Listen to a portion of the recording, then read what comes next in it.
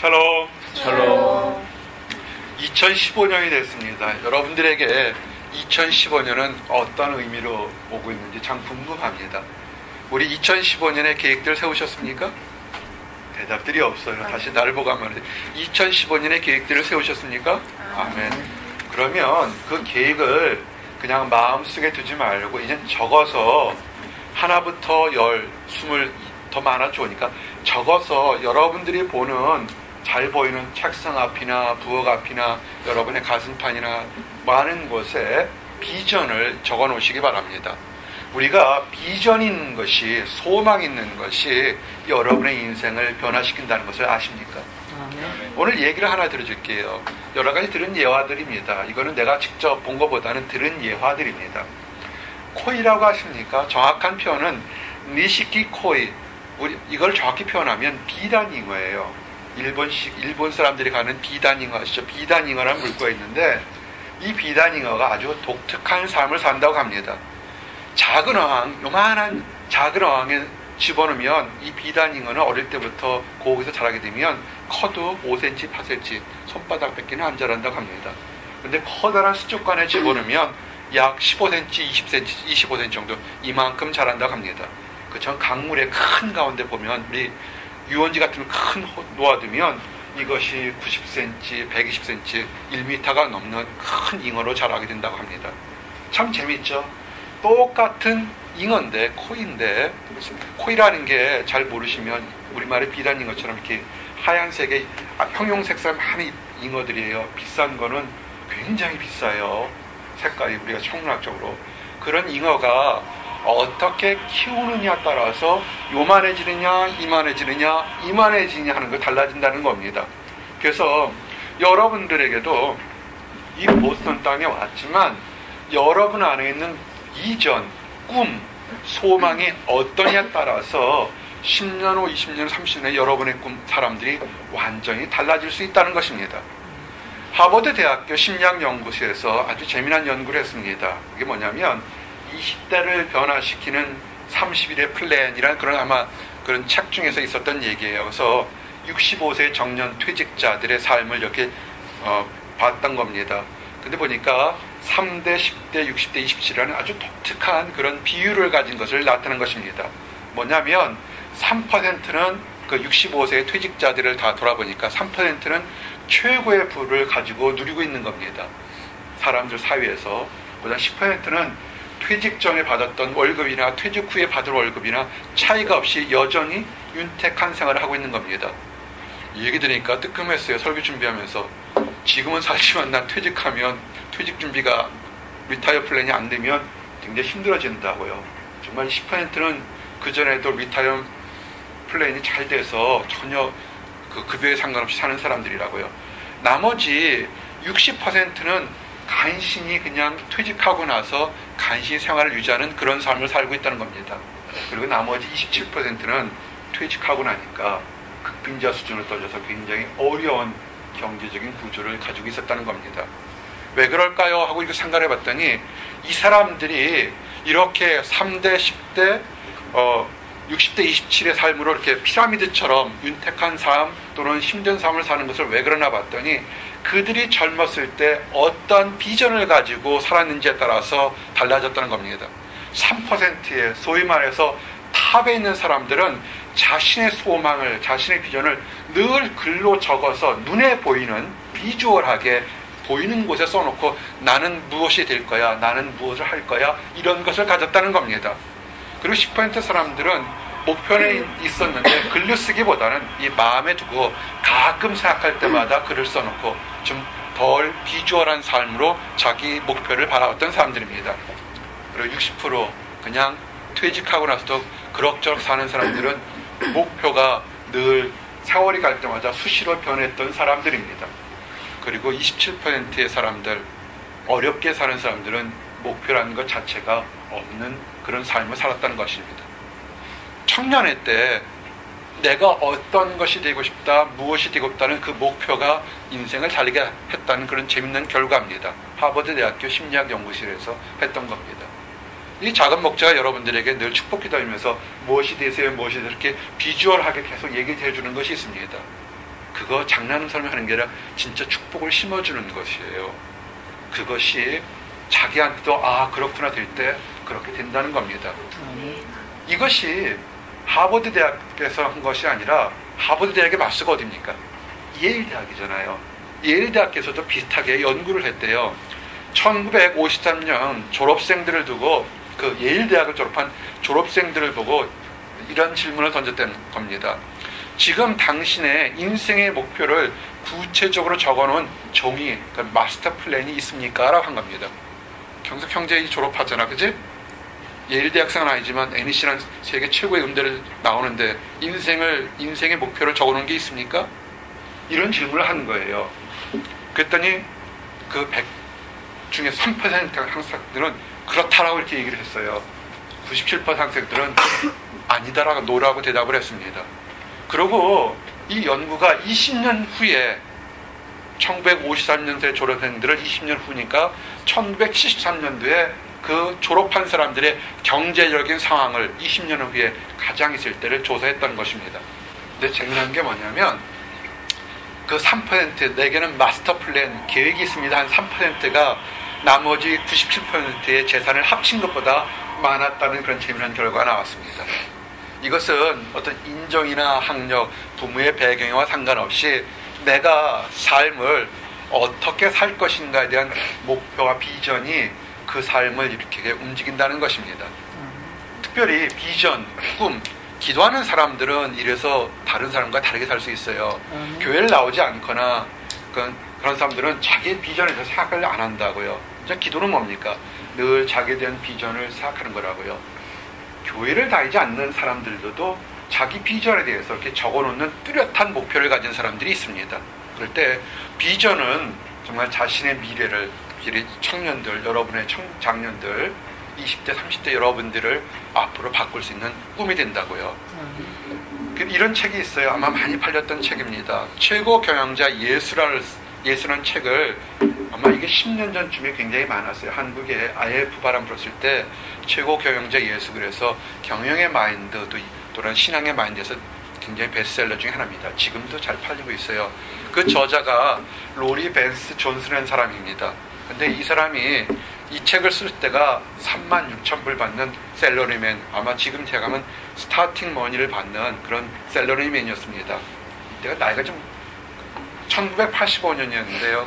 그가 이렇게 받아보니까 이렇게 살면 안 되겠구나 생각해서 1985년에 한 세미나에 들어서 지금 우리가 하는 것처럼 꿈을 가지십시오, 인생의 목표를 가지고 하나님께 기도하십시오는 세미나를 들었습니다. 그래서 처음에는 이 양반도 반신반의했습니다. 어떻게 내가 목표를 가지면 내 인생이 변화될 수 있을까 생각하다가 그는 정말로 어떻게 했냐면 내년에는 이 내가 지금 받는 거에 2배가 넘는 86,000달러를 벌겠다 하면 이렇게 적어놓고 책상에 붙여놓고 기도했습니다. 그리고 욕조에 붙여놓고 기도하고, 그런데 정말 1년 후에 그녀는 사업가가 돼서 86,000달러가 넘는 돈을 벌게 되었습니다. 또 다른 사람, 루 홀츠라는 사람이 있는데 20대 중반에 직장에서 해고당했습니다. 얼마나 힘들었겠습니까? 요새도 직장에서 해고당하는 사람들 많은데 참 힘들 거예요. 해고당한 다음에 그러면서 나는 여기서 절망하거나 여기서 끝날 것이 아니라 내 인생을 새롭게 살고 싶다고 그가 지푸라기 잡는 심정으로 자기 인생의 목표를 적었습니다. 근데 이 사람은 목표가 많아서 몇 개를 적었냐면 107개를 적었습니다. 그 107개 중에 이런 것도 있어요. 나는 성공해서 백악관에서 초청받는 유명한 인사가 될 거야. 지금 직장에 실업했는데 그렇게 꿈을 가진 겁니다. 그리고 내가 좋아하는 미국 최고의 유명한 축구팀의 코치가 될 거야. 이렇게 기도 제목을 적었습니다. 그리고 노력했겠죠. 근데 당시에는 정말 거짓말 같은 꿈들이 이루어져서 그가 후에 만년에 노틀댐이라는 대학 아십니까? 축구로 유명한 대학이죠. 노틀댐의 축구팀의 코치가 되어서 이 팀을 2년 만에 우승시켜버렸습니다. 그래서 졸지에 그 꼴찌팀이 유명한 풋볼팀, 지금 노틀댐 학교 대학은 굉장히 풋볼로 유명해요. 그 유명해져서 백악관 만찬에 초청받게 되었습니다. 그가 107개의 꿈을 적어놓은 것 중에서 그 당시에 95개가 이루어졌다는 그런 얘기를 이런 것을 하게 됩니다. 여러분, 우리가 지난번 바로 4일 전이죠. 여러분들에게 2014년에 지냈을 때 감사했던 것과 2015년에 이룰 걸 5개, 10개를 적어오라고 그랬다고요. 적어온 것이 왜 다른 줄 아십니까? 나도 여러분들에게 꿈을 이렇게 했지만 카드도 적고 이 꿈에서 있는데 이런 것들이, 이런 꿈의 기도 제목들이 이것이 삶을 다르게 해요. 이거 나만 주는 것뿐만 아니라 여러분들 책상이나 가장 잘 보는 곳에서, 여러분의 집에 신방을 함부로 하지는 않으니까요. 그래서 잘 보는 곳에서 보시면서 놓고 기도하시기 바랍니다. 그리고 딸 자랑하는 것이 바보스럽지만 우리 딸 같은 경우는 기도 제목을 넣게 되면 기도 제목 할 때 그 기도 제목에 맞는 꼭 성경 구절을 찾아서 같이 해요. 그러니까 말씀을 보면서 내가 가족을 위해서, 직장 동료를 위해서, 그래서 말씀과 함께 공부를 하게 된다고요. 그렇게 되면 여러분의 삶이 달라질 겁니다. 그래서 한번 시험해 봅시다. 오늘 여러분들이 집에 가서 여러분들이 원하는 것들, 직장에 대한 문제, 많은 것들 꿈을 꾸면서 그냥 하나님 안에서 내가 무엇을 어떻게 할 건지를 큰 꿈들을 가져보기를 원합니다. 특별히 그냥 내 욕심대로 하는 것이 아니라 하나님 말씀에 비춰가면서 하나님 말씀대로 이 내 꿈이 어떻게 변해질지를 보시기 바랍니다. 말씀을 읽으시면서 가시기 바랍니다. 하박국서 2장 2절에 3절에 보니까 여호와께서 내게 대답하여 이르시되 너는 이 묵시를 기록하여 판에 명백히 새기되 달려가면서도 읽을 수 있게 하라. 이 묵시는 정한 때가 있나니 그 종말이 속히 이르겠고 결코 거짓되지 아니하리라. 비록 더딜지라도 기다리라. 지체되지 않고 반드시 응하리라. 아멘. 다시 읽어드릴게요. 비록 더딜지라도 기다리라. 지체되지 않고 반드시 응하리라. 아멘. 여러분이 들리는 우리가 드는 이 아주 이 전화기 같은 것이 굉장히 유용해서 많은 노트 할 수 있는 것들이 있다고요. 거기서 여러분의 비전을 적으시라고요. 여러분 개인의 것, 여러분의 사랑하는 연인을 위해서, 가족을 위해서, 교회를 위해서, 친구를 위해서 하나하나 한 그룹당 5개씩 그다음 내 인생의 꿈을 한번 쭉 적어보시라고요. 예전에 경석 형제 그 영교자매한테 사랑한다고 문자 보내라고 했는데 해요? 할 줄 믿습니다. 서로들 하세요. 하루에 있다가 지난번에 난 여러분들에게 그처럼 하루에 3번 감사한다고 적기 했잖아요. 정말 많이 좋아졌다고요. 설교가 좋아지는 거 왜 좋아지는지 아십니까? 적어놓기 때문에 아주 그래요. 다시 보는 겁니다. 적어놓으세요. 머리가 좋아서 기억하는 사람도 있지만 적어놓고 노트에 적든 어디든 적어놓으시기 바랍니다. 근데 활자화된 것에서 굉장히 축복이 많을 줄 압니다. 오늘 여러분들에게 이렇게 보이는 비전했는데 오늘 말씀은 보이지 않았지만 마치 보이는 것처럼 비전을 가지고 산 위대한 사람들이 성경에 굉장히 많습니다.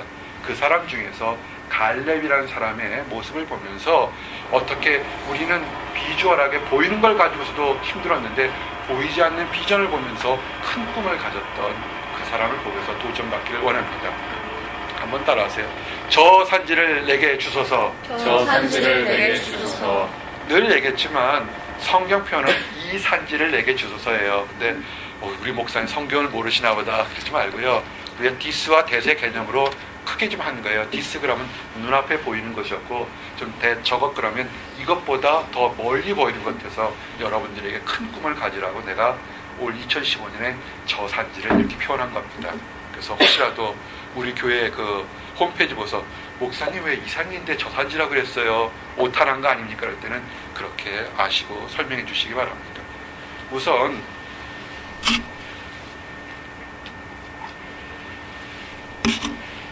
이 산지를 내게 주소서라고 했던 갈렙이 누군지를 한번 보기로 원합니다. 갈렙은 여호수아와 함께 모세라는 하나님의 종 이후에 이스라엘 백성들 이끄는 양대 지도자 중에 한 사람입니다. 이 갈렙이라는 뜻이 참 근데 이름이 독특해요. 강아지 개예요. 그래서 켈렙이라는 언어와 동일해요. 그래서 원래 뜻이 뭐냐면 이 칼렙이 개같이 강아지처럼 사냥개처럼 공격하다 이런 뜻입니다. 개라고 그러니까 발음이 해서 사냥개라고 표현하는 게 낫겠네요. 그래서 또는 사냥개처럼 부르짖다 그런 뜻이 돼서 이 갈렙은 어떤 조력자의 역할, 누구를 한번 목표를 정하면 끈질게 달라붙은 그런 뜻입니다. 그래서 이 갈렙은 정말로 하나님 앞에 한번 목표를 정하면 사냥개들이 어떻게 해요? 정말 등치가 크든 작든 목표를 잡으면 죽으러 달려가잖아요. 그래서 그런 이름입니다. 그래서 민수기 14장 22절에서 24절 보니까 그 갈렙이 자기 자신의 성격을 나타낸 것이 있습니다. 내 영광과 애굽과 광야에서 행한 내 이적을 보고서도 이같이 10번이나 나를 시험하고 내 목소리를 청중하지 아니한 그 사람들은 내가 그들의 조상들에게 맹세한 땅을 결단코 보지 못할 것이요 또 나를 멸시하는 사람은 한 사람도 그것을 보지 못하리라. 그러나 내 종 갈렙은 그 마음이 그들과 달라서 나를 온전히 따랐은즉 그가 갔던 땅으로 내가 그를 인도하여 드리니 그의 자손이 그 땅을 차지하리라. 아멘. 이스라엘 백성들이 약속한 땅, 젖과 흙꿀이 흐르는 가나안 땅에 들어가려고 할 때 하나님의 명령이 뭐냐면 배반하고 40년 동안 배반하고 저주했던 이스라엘 백성들이 너희는 장사한 사람들은 축복의 땅에 들어가지 못한다는 겁니다. 그렇지만 갈렙은 광야 40년 동안 변하지 않고 초지일관적으로 한 마음을 가졌기 때문에 그는 들어갈 수 있다는 겁니다. 이거 굉장히 중요한 거예요. 우리가 신앙생활하면서 기적 같은 응답을 받은 것도 있고 남보다 뛰어난 그런 업적을 누린 사람도 있습니다. 그런데요, 그것이 과거형이 되면 안 됩니다. 아멘. 신앙은요, 과거가 아니라 계속 현재 진행형으로 나가야 됩니다. 아멘. 항상 문제 있는 사람들이 내가 과거에 이런 사람들, 내가 과거에 이걸 했다는 사람들이 문제가 있는 거예요. 이 광야에서 40년간을 지냈던 이스라엘 백성처럼 기도 응답 많이 받아본 민족이나 사람이 있으면 나와보라고 그러십시오. 40년 동안 만나와 메추라기를 매일같이 먹었고요. 낮에는 구름 기둥으로 밤에는 불 기둥으로 보호받았고 수많은 이적과 기적을 체험했다고요. 그런 세대가 어디 있어요. 그런데 들어간 사람들은 광야에서 태어난 젊은 사람들과 나이 먹은 사람들은 갈렙과 여호수아 두 사람만 들어갔다고요. 애굽에서 나온 사람들은 다 죽었다고요. 이것은 우리에게도 적용이 됩니다. 아, 내가 과거에 이런 응답도 받아서 이렇게 많은 사람들의 칭찬도 받아서 나 신앙생활 잘했어요. 그것이 과거라면 그 사람은 문제가 있는 겁니다. 꼭 이런 사람들이 가끔 교회에 문제를 일으켜요. 현재 진행이 돼요. 과거에도 이런 응답이 있었고 지금도 하나님께서 역사하신 대로 이렇게 진행형으로 나가야 된다는 겁니다. 이 가데스 바안에서 많은 이스라엘 백성들이 하나님께 대적을 했다고요. 그렇지만 이 갈렙은 광야 40년, 그 가나안 정복 기간 55년 동안 45년이란, 그리고 실제 나이가 85세가 될 때까지 초지일관 하나님을 달아봤던 사람입니다. 좀 더 갈렙을 좀 더 설명해 드릴게요. 갈렙 그러면 그 사람 앞에서는 그나스 사람 또는 그니스 사람 이런 표현법이 있습니다. 이 그니스 사람 여분네 갈렙이라고 하는데, 이 그니스 사람은요 에돔 족속의 하나입니다. 지금 뭐라 하냐면 축복의 자손이 아닌 에서의 후손인 거예요. 근데 이 에서의 후손이 언제인지 모르겠지만 유다 지파의 사람으로 들어왔습니다. 에돔 사람들, 에서의 후손은 늘 이스라엘 백성들과 원수가 지간이 되었었는데, 이 사람들이 언제 이렇게 유다 사람으로 들어왔냐고 보냐면 아마 출애굽할 당시에 이 애굽에 있었다가 그때 히브리 백성들, 아브라함의 자손뿐만 아니라 이 에서의 자손들도, 아니 아브라함 이삭의 자손뿐만 아니라 에서의 자손들도 그 환난을 피해서 같이 묻어 들어온 사람들입니다. 그래서 묻어 들어와서 이 출애굽을 홍해를 건널 때 같이 들어왔던 사람이에요.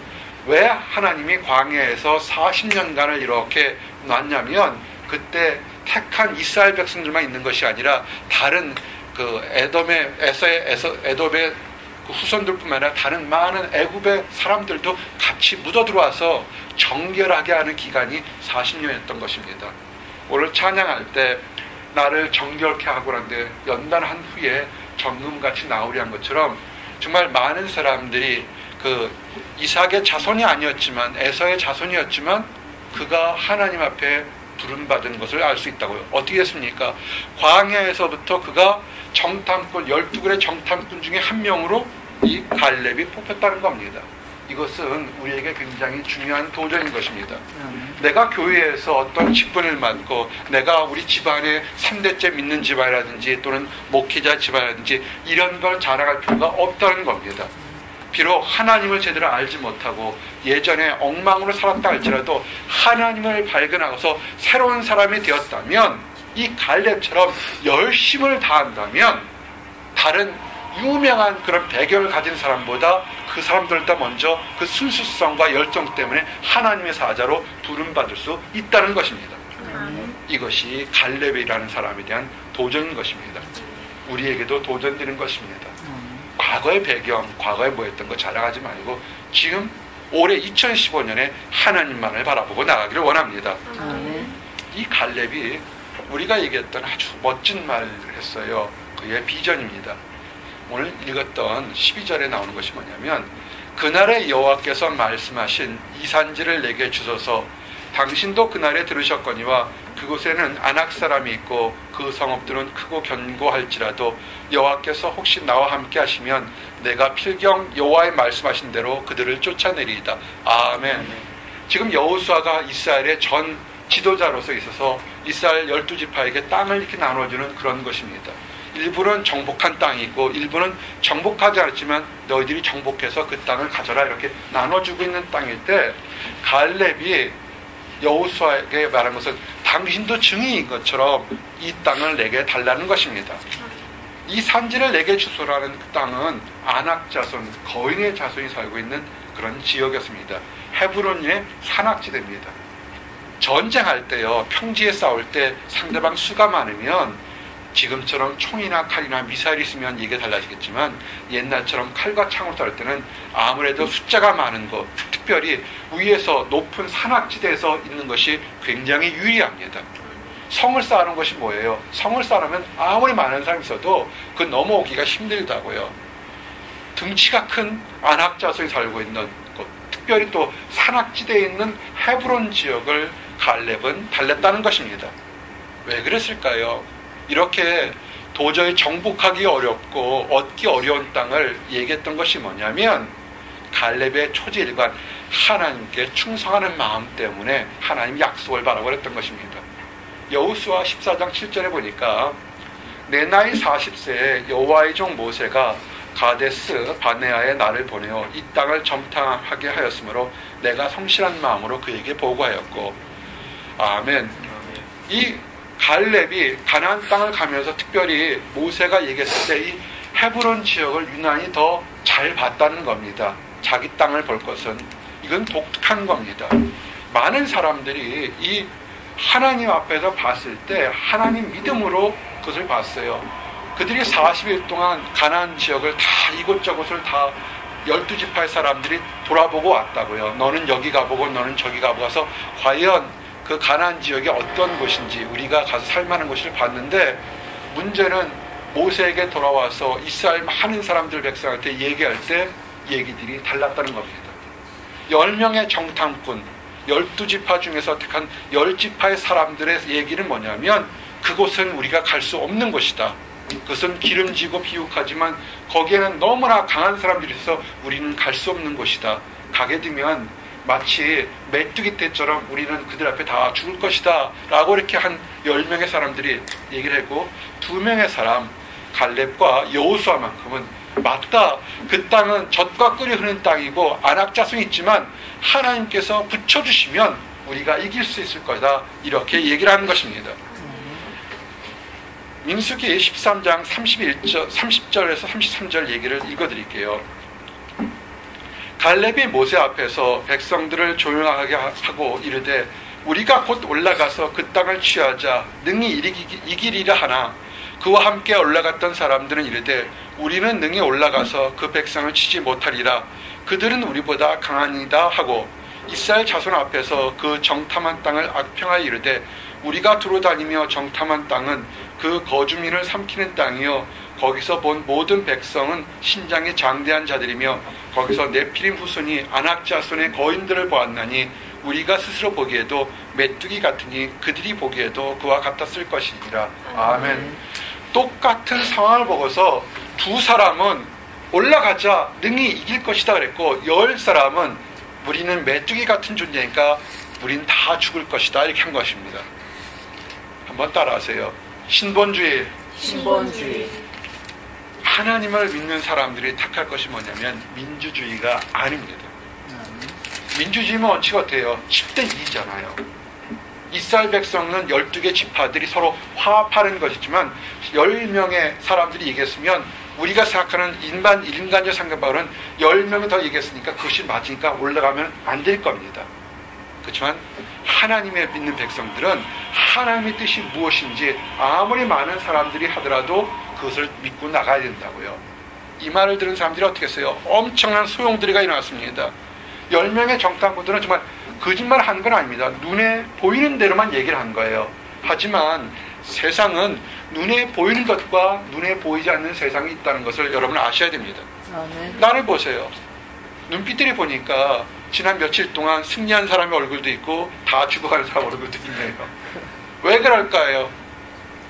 왜 똑같은 마음이 있을 때 힘들고 어려웠을까요? 외부의 환경이 어려워서요? 아니에요. 그렇지 않아요. 여러분의 마음 환경이 이미 죽어가고 있기 때문에 그렇습니다. 힘을 내세요. 그전에도 더 힘든 날도 있었어요. 근데 다 잊어먹은 거지. 이스라엘 백성들이 광야에서 수없이 많은 기적을 봤을 때도 지금 전쟁이 싸워보지도 않았잖아요. 그냥 내가 보고 겁을 내는 거라고요. 내 그림자 보고 겁을 내는 거라고요. 그래서 어떻게 했습니까? 이스라엘 백성들이 바로 들어가지 않는 바람에 그들은 엄청나게 오랜 고생의 길을 겪었다고요. 연단 후에 올라가는 길을 가게 된다고요. 아무리 힘들고 어렵더라도 하나님이 가라고 그러면 허락하면 이미 애굽에서 이 사람들이 홍해를 가르고 나왔던 것이 목적지가 어딥니까? 가나안 땅이잖아요. 모세가 이스라엘 백성을 부를 때 너희를 젖과 꿀이 흐르는 땅으로 인도하겠다는 하나님의 약속을 믿고 내가 선지자로 갈 거라고 얘기를 한 거라고요. 광야에서 너희를 갖다가 살겠다고 데려온 게 아니라고요. 근데 그들이 수없이 많은 이적과 기적을 보고서도 안 믿은 거라고요. 여러분들도 마찬가지입니다. 하나님을 믿고 이렇게 예배 드리는 거 이게 쉬울 것 같아요? 그렇지 않아요. 우리가 주변의 가족들이나 안 믿는 사람 전도하려고 얼마나 오랫동안 기도해야 되는데요. 그 사람이 또 예수 믿으면서 믿음이 성장되고 아멘 소리 할 때까지 얼마나 많은 시간이 걸리는 것을 왜 기억하지 못합니까? 다 기적 같은 체험이 있기 때문에 오는 건데 다 잊어먹는 거라고요. 그래서 눈에 보이는 것, 너무 힘든 것 보고서 어려운 것 보니까 우리 안에 미소가 평안히 사라지면서 나 힘들어, 나 그만둘까 이런 생각을 하는 거라고요. 잘못된 겁니다. 하나님 보고 나가시기 바랍니다. 이제 그래서 그럼 갈렙에 대한 얘기를 어떠냐면 갈렙은 온전한 신앙을 가졌던 사람입니다. 온전한 신앙이 민수기 14장 8절에 이렇게 표현되어 있어요. 그의 삶에 나와 함께 올라갔던 내 형제들은 백성의 간담을 높게 하였으나 나는 내 하나님 여호와께 충성하였으므로 아멘. 갈렙이 했던 건 뭐냐면 똑같은 사람인데 나는 내 하나님께 충성하였으므로 내가 두려워하지 않는다는 겁니다. 지금 여러분 마음속에 두려움이 있다는 건 뭐냐면 과거에는 충성했을지 모르겠지만 요 근래에 내가 뭔가 충성하지 못한 것이 있기 때문에 두려움이 찾아왔다고 이렇게 설명할 수 있습니다. 갈렙은 온전한 신앙을 가지고 억지로 표현하면 100% 완전한 신앙 가지고 하나님을 쫓았다는 사람입니다. 근데 이 신앙의 표현을 우리 좀 더 멋들게 표현하면 한번 따라하세요. 청년 같은 신앙. 청년 같은 신앙. 사람이 늙게 되면 의지도 약해지고 비전도 사라집니다. 그런데 육신이 늙어진다고 꿈이 사라지면 그건 꿈이 아니에요. 사도 바울이 뭐랬습니까? 고린도후서 4장 16절에 우리가 낙심하지 아니하노니 겉사람은 후패하나 우리의 속은 날로 새롭도다. 아멘. 육신이 힘들어지고 엎어지고 약해진다 할지라도 나이가 먹는다 할지라도 우리 안에 있는 속사람, 우리 안에 있는 비전은 날로 새로워지고 건강해지고 성장한다 이렇게 얘기 드는 겁니다. 갈렙이 나이가 먹었지만 그 안에 있는 그 비전은 청년처럼 더욱더 뜨거워지고 열정을 가졌다는 것입니다. 이것이 여러분들에게 있어야 됩니다. 여러분들은 청년입니다. 인생에서 최고의 황금 같은 기인데 청년인데 노인같이 살면 어떻게 됐어요? 한번 따라합시다. 청년 같은 신앙. 성령 같은 신앙. 열정적으로 사세요. 열정적으로 사랑하고 감사하고 문자 보내고 이렇게 하트마크도 보내고 이렇게 하세요. 그리고 갈렙의 신앙은 전능하신 하나님을 믿는 신앙입니다. 권능을, 절대자를 믿는 신앙이었던 것입니다. 전능하다는 건 뭡니까? 사도 바울의 고백이 똑같아요. 내게 능력 주시는 자 안에서 내가 모든 것을 할 수 있느니라. 아멘. 내 힘이 아닌 내게 능력 주시면 내가 할 수 있다는 것을 철저하게 믿었다는 것입니다. 이 사람, 이런 사람들이 성경에 많아요. 다윗 아닙니까? 골리앗과의 싸움했을 때 골리앗은 사무엘상 17장 45절을 보면 이렇게 표현했잖아요. 너는 칼과 창과 단창으로 내게 오지만 나는 만군의 여호와 이름으로 내게 가노라. 아멘. 한번 이 권투나 격투기를 한 사람들 한번 보게 되면요, 이게 장난이 아니에요. 등치가 골리앗이 키가 거의 3m 가까이 됐을 텐데 나는 경석이 힘쓰는 걸 보니까 무섭더라고요. 경석이 착하지만 힘쓰면 무서워요. 건드리지 말아요. 얼마나 힘이 센데 정말 하나님 축복해서 성격이 착해서 좋지. 어휴, 축복이에요, 그죠? 근데 경석이 2배 되는 사람이 있다고 생각해 보세요. 힘들 거라고요. 그게 골리앗이라고요. 그런데 창도 길게 있을 때는 이게 싸움이 되겠어요? 예전에 내 매제가요, 키가 2m 가까이 됐어요. 팔이 유난히 길어요. 대학 다닐 때 친구인데 장난삼아 싸워도 내 매제가 팔을 쭉 뻗고, 왜 그래 그러면 안다요. 내가 이 팔이 길어서 내가 아무리 이래도 팔이 안 닿아요. 싸움이 안 돼요. 근데 골리앗이 얼마나 컸을까요? 그럴 때 이 다윗이 가진 거는 칼이나 창이 아니잖아요. 물맷돌이잖아요. 돌 하나잖아요.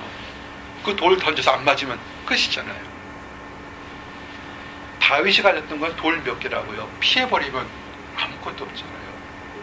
다윗은 돌이 중요했던 게 아니에요. 원래부터 가진 게 뭐냐면 나는 만군의 여호와 이름을 가는 겁니다. 여러분들 앞에서 지금 유학생활, 이민생활에 정말 거대한 장벽들 같은 게 있을 거라고요. 넘어가야 될 거 많잖아요. 내 힘으로 가면 어렵습니다. 만군의 여호와 힘으로 가시기를 원합니다. 아멘. 그리고요, 이 갈렙은 뭐냐면 도전하는 인생입니다. 실패에도 넘어도 끈질기게 계속 갔다고요. 몇 년을 기다렸어요? 45년을 기다렸다는 겁니다. 사람들은 조금 이르면 여기 편하니까 쉬고 싶다 그런 것이 아니라 정말 그것이 이루어지지 않을 때도 계속 하루 이틀도 아니고 45년간을 그 꿈을 가지고 기다렸던 걸 보면 우리는 갈렙의 대단한 사람입니다. 여러분이 지금 꿈이 없어서 나는 끝난 것 같아. 갈렙 앞에서 그런 얘기 하지 마십시오.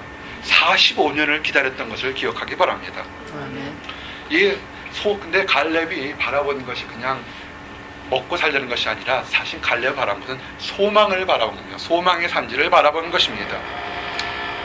특별히 갈렙이 바라본 것은 하나님이 약속한 그 소망을 바라본 것이 뭐냐면 이렇게 되어 있어요.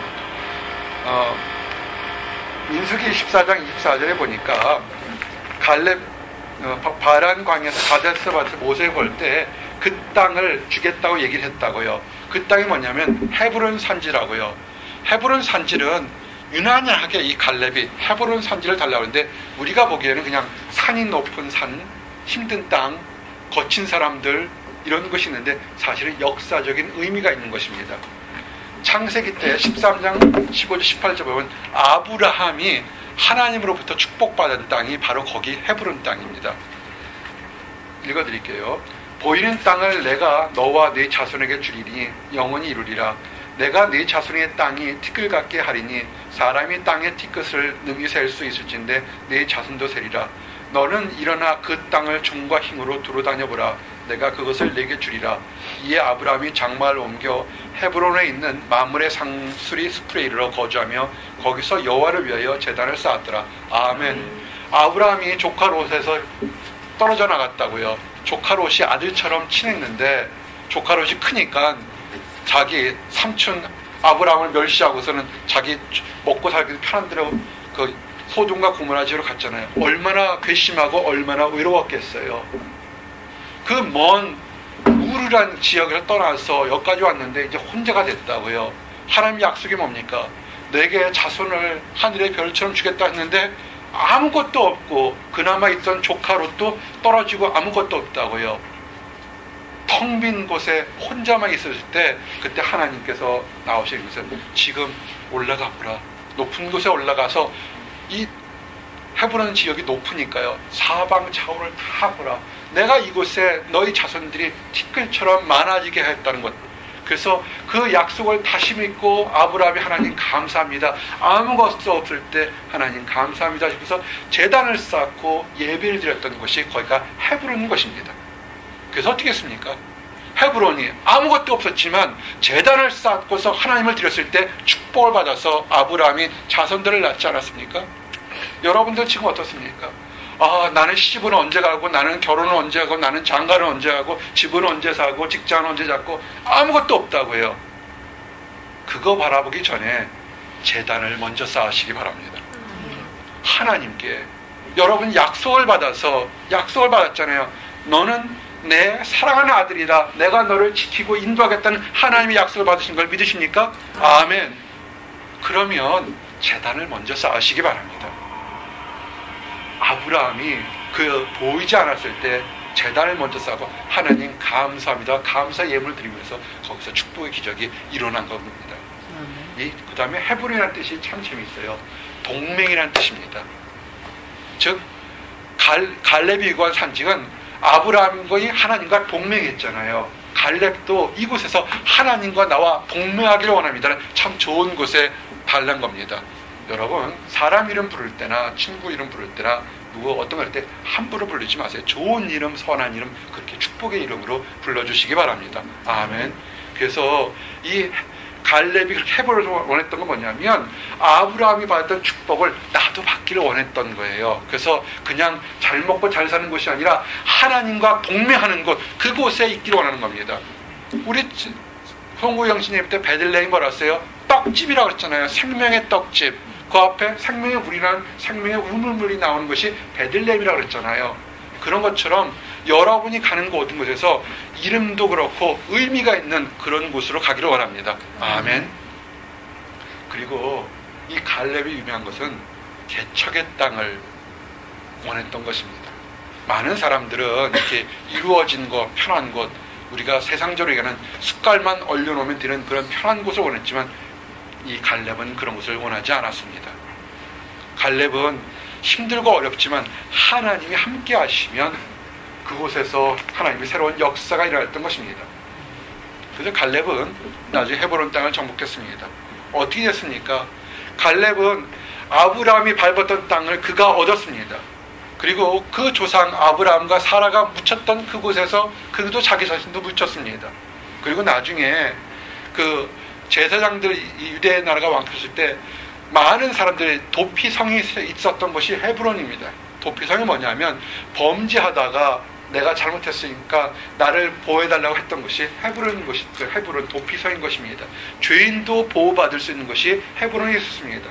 그리고 다윗이 왕가를 세울 때 7년 동안 예루살렘의 왕이 되기 전에 왕이 있었던 것이 어디입니까? 거기가 헤브론인 것입니다.